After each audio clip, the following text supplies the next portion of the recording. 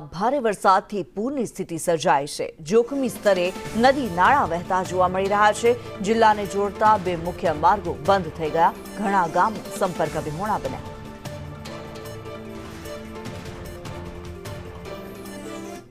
ત્યારે જે દ્રશ્યો સામે આવી રહ્યા છે, મહારાષ્ટ્રના આ દ્રશ્યો પૂરના કારણે વાશિમ જળબંબાકાર થઈ ચૂક્યું છે। નદીનું રૌદ્ર સ્વરૂપ જોવા મળી રહ્યું છે।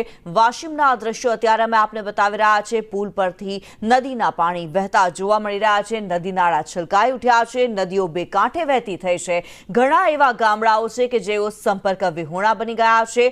પૂરની પરિસ્થિતિ સર્જાઈ છે વાશિમમાં। મહારાષ્ટ્રના જે દ્રશ્યો છે, લોકોને હાલાકીનો પાર નથી। જે સંપર્ક વિહોણા થઈ ચૂક્યા છે ગામો, એ ગામો સુધી કેવી રીતે પહોંચવું તે અત્યારે પ્રશ્ન છે।